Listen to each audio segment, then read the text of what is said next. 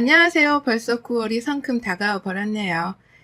22년도는 유난히 빨리 지나간 것 같은데 여러분의 22년도는 어떠셨습니까? 제 22년도는 우여곡절이 많았던 한 해입니다. 그래서 한편으로는 빨리 지나가 주길 바라기도 하면서 또 한편으로는 평생 기억에 남을 것 같아요. 제게는 결혼을 약속한 예랑이가 있었습니다. 저보다 2살 연상이었는데 어찌나 모든 면에서 능력이 좋은지 제가 본받을 구석이 참 많은 사람이었어요. 경제관념도 똑부러지는 사람이었고 스펙도 아주 좋았습니다.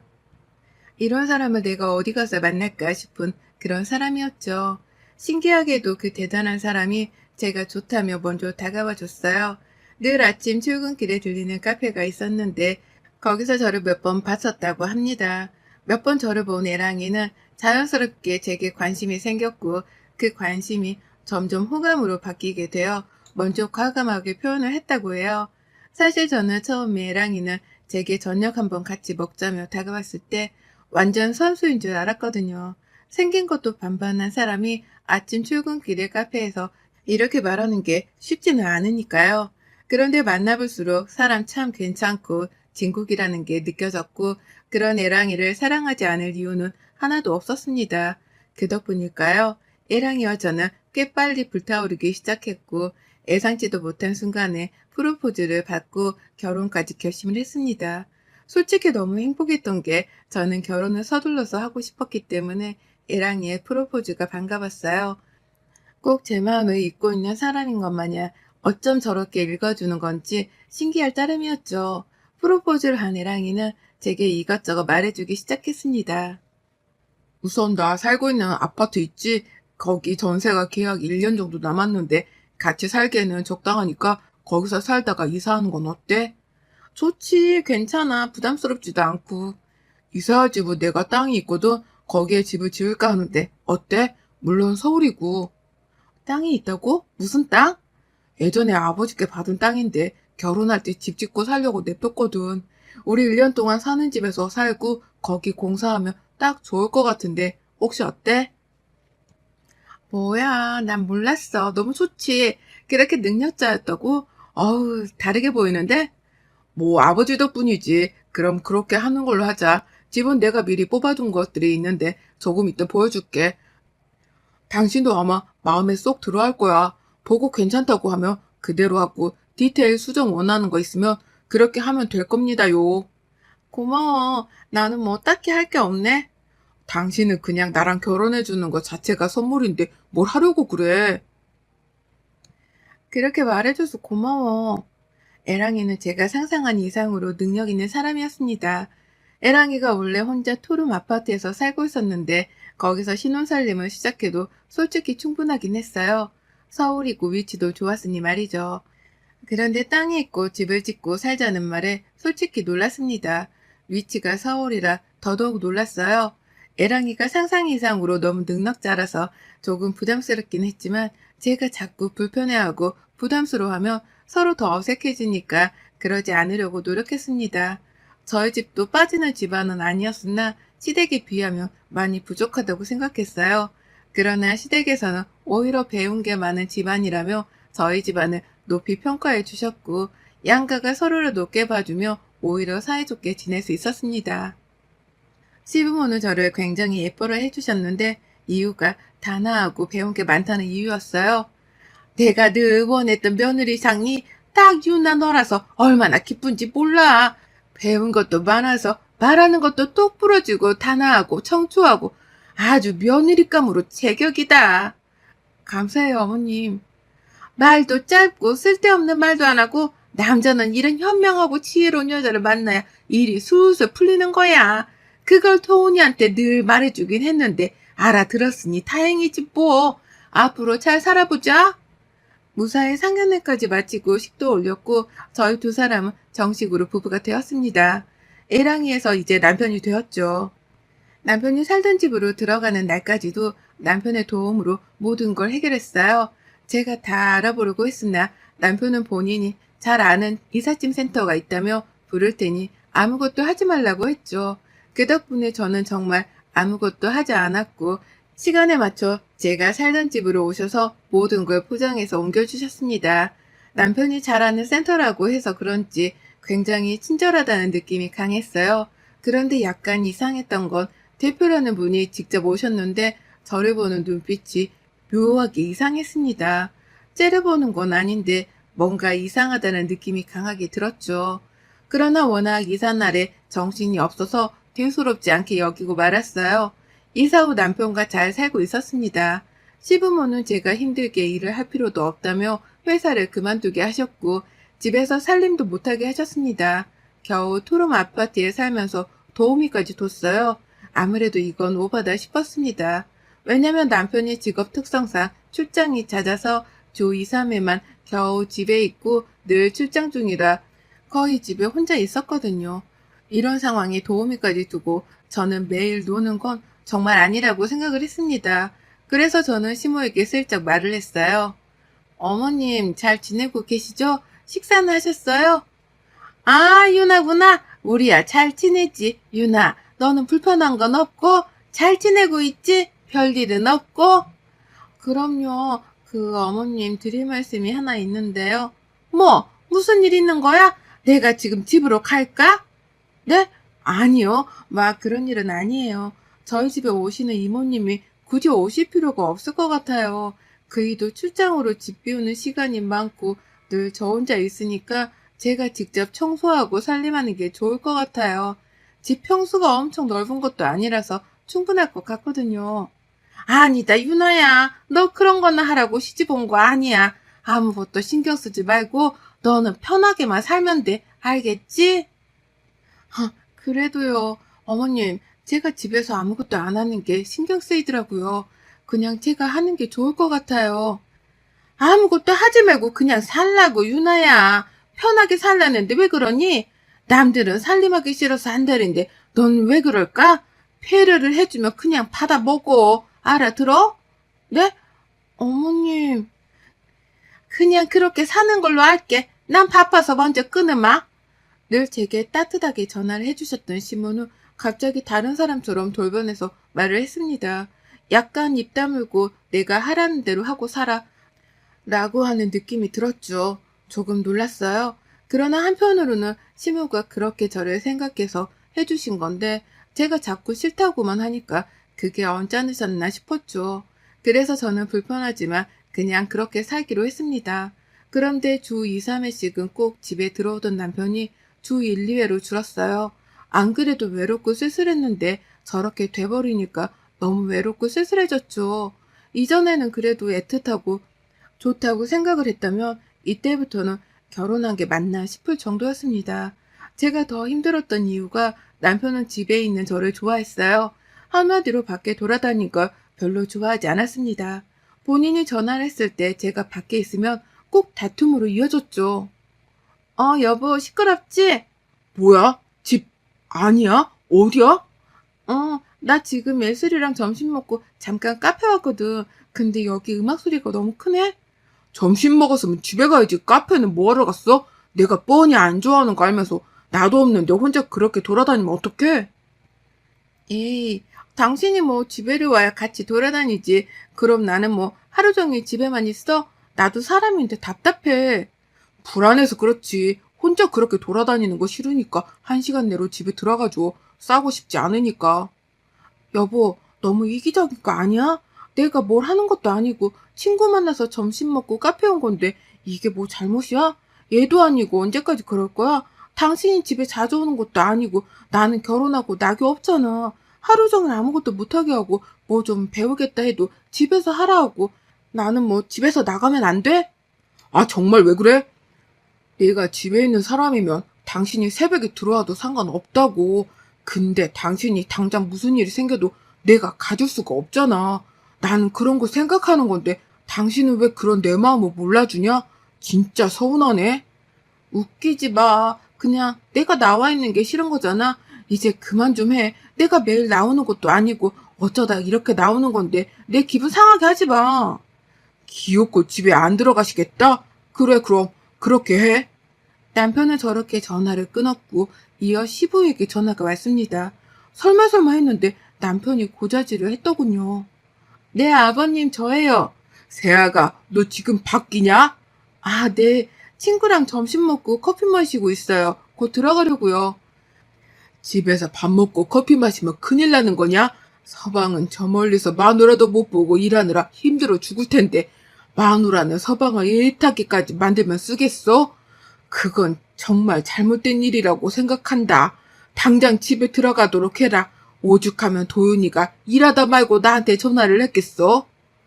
아버님, 제가 매일 그러는 것도 아니고 대체 왜 이렇게까지 하시는지 모르겠네요. 카페 주소 말해라. 당장 차 보낼 테니까 그거 타고 가. 네? 아니에요. 제가 들어갈게요. 두 번 말 안 한다. 주소 보내라. 결국 저는 보내주신 차를 타고 귀가를 해야 했어요. 친구에게 어찌나 미안했는지 모릅니다. 이거 뭐 하는 짓인가 싶었어요. 온실속의 화초도 이 정도로 보호받지는 않을 거예요. 이러다 보니 집안에서 뭔가 우울함이 자꾸만 생겨났습니다. 오죽하면 이모님께서 제게 그랬어요. 사모님, 그 창거리를 하려고 하는데 계속 사장님이 안 들어오셔서 버리는 게 생겨서요. 혹시 어떻게 만들면 좋을까요? 그냥 제 것만 해주세요. 네, 알겠습니다. 사장님이 너무 바쁘셔서 외로우시죠? 그렇죠, 뭐. 주제 넘는 말일 수 있지만 저는 괜찮으니까 저랑 대화하세요, 사모님. 그렇게 아무 말도 안 하고 계시면 우울증 와요. 무기력해지고 사람이 힘들어져요. 저는 이모님의 말씀에 울컥해서 눈물이 막 쏟아졌어요. 누군가랑 대화가 그렇게 하고 싶었는데 누구랑 대화를 해야 할지 몰랐거든요. 솔직히 이모님은 일하고 계시는데 제가 말을 걸면 불편해하실까봐 늘 방에 들어가서 조용히 있었어요. 그런데 먼저 저렇게 손을 내밀어 주신 후 이모님과 이런저런 대화를 나누며 시간을 보냈습니다. 그 누구에게도 속내를 제대로 털어놓지 못했는데 이모님에게는 다 말했어요. 이제는 하다하다 집에도 안 오고 시댁 가서 자거나 여행을 가버리는 거 있죠? 저희 신혼인데 당연히 집부터 와야 하는 거 아니에요? 대체 이게 뭐 하는 짓인지 모르겠어요. 그냥 이쯤 되니까 이 사람이 저를 생각하긴 하나 싶고 눈물 나게 서러워요. 말로는 저를 너무 유하는 것처럼 하면서 이건 진짜 아닌 것 같아요.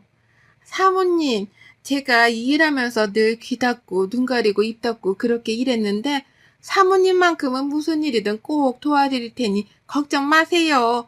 제 촉으로는 죄송하지만 외도 문제일 가능성이 높아요. 그러니까 사모님도 마음 단단히 먹고 대비하세요. 사장님은 저 자체를 무시하니까 제 앞에서 서스럼 없이 행동하시거든요. 제가 뭔가 이상한 게 있으면 잡아둘게요. 설마요, 그럴 리가요.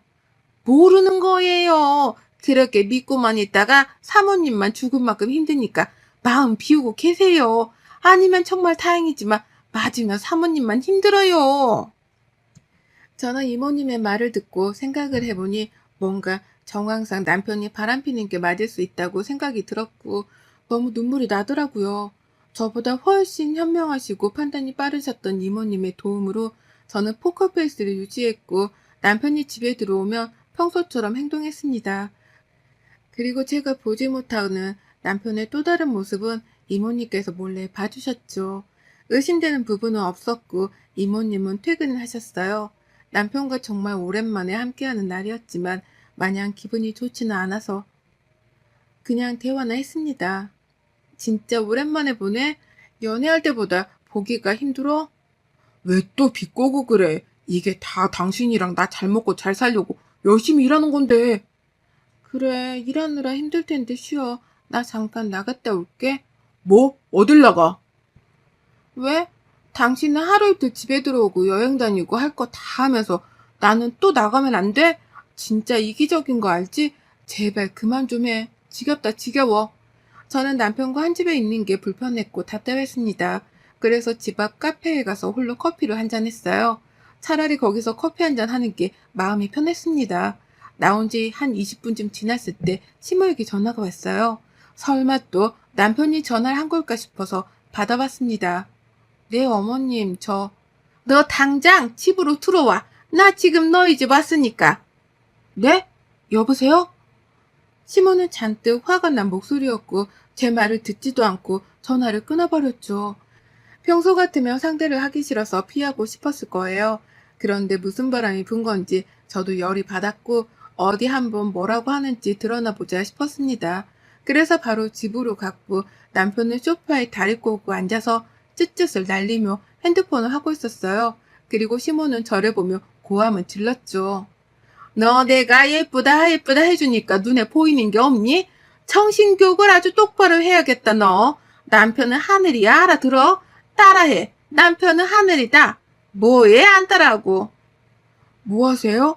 제가 왜 그걸 따라해요? 무슨 사이비 종교도 아니고. 뭐야? 이게 근데 너 지금 말 다 했어? 좀 배운 집안애라고 예뻐라 해줬더니 기어오르는 거 봐. 정말 너가 예뻐서 그렇게 한 거라고 생각하니? 별로 궁금하진 않으니까 말씀 안 해주셔도 괜찮고 정신교육이고 뭐고 그런 거 받고 싶지도 않으니까 가주실래요? 지금 이 시간에 아들내외 집에 불쑥 쳐들어오셔서 며느리한테 삿대질하며 고함 지르는 어머님도 교육은 필요하실 듯 하네요. 야, 너 뭐라고 했어 지금? 이봐요, 야! 라고 하시는 거 보니까 확실하네요. 어머니, 제가 오늘은 피곤하니까 다음에 교육은 좀 시켜드릴게요. 호칭부터 제대로요. 우선 가주실래요? 좀 자고 싶은데. 전 그렇게 난리치는 시모에게 처음으로 맞대응을 했습니다. 너무 후련하고 속이 시원했어요. 다만 남편은 제게 다시 봤다며 비꼬기 시작했죠. 이야, 채은아, 성깔이네? 아주 다시 봤어. 원래 이런 애였어? 내가 몰랐던 거야? 대박이다. 입 좀 다물고 자자. 왜? 남편은 오랜만에 보니까 반갑지 않아? 손 치워. 능을 맞은 남편이 증오스러울 정도로 싫었던 이유는 따로 있었죠. 남편에게서 풍기는 향수 냄새는 확실히 여자 향수였어요. 이모님 말씀처럼 남편에게 여자가 있다는 걸 확신할 수 있었죠. 저는 이 말 같지도 않은 결혼 생활을 끝내기로 결심했고 남편은 실체를 밝히고 시댁도 아작을 내기로 결심했어요. 다음날 남편은 일찍 짐 싸서 또 출장을 갔고 저는 이모님과 상의를 했습니다. 어제 보니까 여자 향수 냄새가 온몸에서 나더라고요. 여자가 있는 건 확실해 보여요. 근데 어떻게 증거를 잡을까요? 그게 상간녀 소송하는 게 쉽지가 않다고 하더라고요. 바람피는 건 분명한데 마땅한 증거가 없어서 다들 힘들어 하거든요. 우선 저도 최대한 사모님 도울 테니까 같이 해봐요. 이모님과 한참 대화를 하는데 갑자기 초인종이 울렸고 웬 아저씨가 서 계셨죠. 누구세요? 아, 저 혹시 혼자 계시나요? 네? 누구신데요? 저 기억 안 나세요? 뭐야, 누구세요? 사모님 나와보세요. 누구세요? 누구신데 혼자 있는지를 물어보세요. 남편분 혹시 계신가요? 중요한 일이라서 그래요. 사장님은 지금 안 계시는데 왜 그러시죠? 혼자 계시는 거 아닌 것 같은데 문 좀 열어보세요. 아니면 전화를 해보시던가. 저 그 이삿짐 센터 대표예요. 사장님 문제로 할 말이 있어서 온 겁니다. 처음에는 수상한 사람인 것 같아서 절대 문을 열 수 없었지만 시간이 지날수록 남편에 대해 뭔가를 알고 있는 것 같았습니다. 제가 혼자 있는 것도 아니고 이모님도 계셔서 함께 의논으로 문을 열어줬고 너무 충격적인 사실을 들었어요. 제가 일이 바빠서 길게 얘기는 못해요. 우선 제 명함이니까 필요할 때 연락하시고 본론만 말할게요. 사장님, 저희 업체 VIP예요. 이삿짐 센터 VIP 되려면 얼마나 이용을 많이 해야 하는 줄 아세요? 그런데 사장님은 매번 수많은 여자들만 이사를 시키셨어요. 그것도 매번 결혼을 한다고 하셨고요. 처음에는 대체 이혼을 몇 번 하시는 건가 싶었는데 아무리 생각해도 이상하더라고요. 그게 무슨 소리죠? 말 그대로예요. 사모님이랑 결혼하기 한 달 전에도 어떤 여성분이랑 결혼한다고 이사하셨고 살림살이 다 꾸려놓고 저희가 도와드렸어요. 주소도 알고 있고요. 우연히 찍은 사진 영상도 있습니다. 제가 오지랖 부리는 이유는 딱 저희 딸 버리신데 저희 딸도 사위놈이 바람나서 이혼하고 혼자 애 키우면서 힘들게 살거든요. 그래서 내가 이 꼴 못 보겠더라고요. 그럼 그 여자가 바람난 상간녀가 맞는 것 같네요. 추서하신다는 거죠? 너무 충격을 받긴 했지만 정신을 차렸고 이사업체 대표님은 저랑 이모님이 가겠다고 했으나 혹시 모르니 함께 가주시겠다고 했습니다. 덕분에 저는 든든한 지원군들과 함께 상간녀 집에 쳐들어갔고 들어가 보니 아주 보기 좋은 신혼집이 따로 없더군요. 거기에는 남편이 팬티바람으로 있었고요. 이모님께서는 주방에 가셔서 행주를 음식물 쓰레기통에 넣었다 빼셨고 그걸로 상간녀 얼굴을 막 뭉개주셨습니다. 상간녀는 악을 쓰고 난리도 아니었죠. 이어 이 사업체 대표님은 현장 증거라며 영상과 사진을 침착하게 모두 찍으셨어요. 겨우 이딴 짓이나 하고 다니면서 출장 핑계로 집에 안 온 거야? 주잡하게 뭐 하는 짓이냐? 가정부의 이 사업자의 대표 데리고 너 뭐하냐? 그래, 떠들 수 있을 때 마음껏 떠들어. 지금 아니면 네가 언제 나한테 입을 놀리겠어? 안 그래? 앞으로 어떻게 되는지 두고 봐. 남편은 상간녀와 오래전부터 진심으로 사랑했던 사이였다고 합니다. 시부모는 별 볼 일 없는 상간녀를 반대했고 부인으로 보기 좋은 여자를 두면 이 두 사람이 두 집 살림하는 걸 허락해 준다는 조건으로 저와 결혼했다고 해요.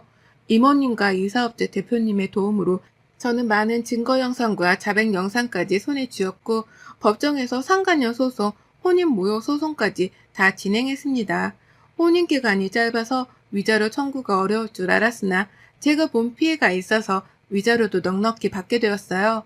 혼인 모욕 소송 역시 승소하게 되었습니다. 전 이후 저를 도와준 이모님과 이 사업체 대표님께 보답을 했어요. 우선 이모님의 경우 저 때문에 하루아침에 백수가 되셔서 저희 친정엄마의 도움을 통해서 좋은 집으로 들어가셔서 일을 할 수 있도록 해드렸고 금전적으로 도움을 드렸습니다. 그리고 이 사업체의 경우 제 직업이기도 해서 홍보를 공짜로 제대로 해드렸고 그 외에도 전 직원에게 간식, 커피, 영양제, 담요를 선물로 돌렸어요. 지금도 이모님과 이 사업체 대표님 그리고 저 이렇게 셋이 삼총사 모임이라고 해서 종종 만나서 술 한잔을 하는데 이제는 제가 이모 삼촌이라고 부르고 두 분은 저를 편안하게 유나야 라고 불러주세요. 쓰레기 같은 집안에 들어가 참 힘든 시간을 보냈지만 안 그래도 제 인생에 귀한 인연을 얻을 수 있어서 마냥 실패한 시간은 아니었다고 위로를 해봅니다. 여러분의 생각은 댓글로 남겨주세요. 오늘도 시청해 주셔서 정말 감사합니다.